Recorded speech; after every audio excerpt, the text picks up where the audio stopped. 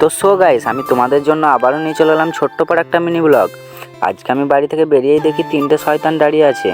তাই আমি ছোট শয়তানকে আমার গাড়ির চাবিটা ধরিয়ে দিয়ে বললাম যে আমার গাড়িটা বের করে নিয়ে আয়। ছোট শয়তান চলে গেল গাড়িটা বের করতে। ছোট শয়তান অলরেডি গাড়িটা বের করে নিয়ে চলে এলো। আর বড় শয়তান গিয়েছে জামা চেঞ্জ করতে।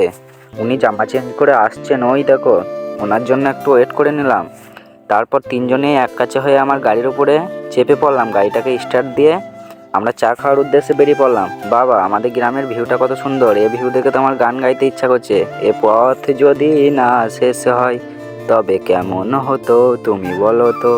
গান গাইতে গাইতে চলে এলাম আমার এক্স গার্লফ্রেন্ডের বাড়ির কাছে। এখানে আমার একটা এক্স গার্লফ্রেন্ডের বাড়ি আছে, বলবো না কোনটা। তোমরা যদি চা খেতে চলে আসো, তাই তোমাদেরকে জানালাম না কোন বাড়িটা। আমার গাড়িটাকে নিয়ে চলে এলাম একটু চা খাওয়াইতে। আমার গাড়িটাকে চা খাওয়ানোর পর আমরা যাব চা খেতে, তাই গাড়িটাকে আগে চা খাইয়ে দিই। গাড়িটাকে চা খাওয়ানো হয়ে গেল, আর তারপর আমরা চলে এলাম চা খেতে। বাবারে, দোকানে এসে দেখি ভয়ঙ্কর লেভেলের ভিড়। আমরা তো ঠেলাঠুলি করে ভেতরে ঢুকে গেলাম। কাকা আমাদেরকে চা দিয়ে দিল। তাই আমরা চা খাবো আর তোমরা লাইক করবে। চলো, টাটা।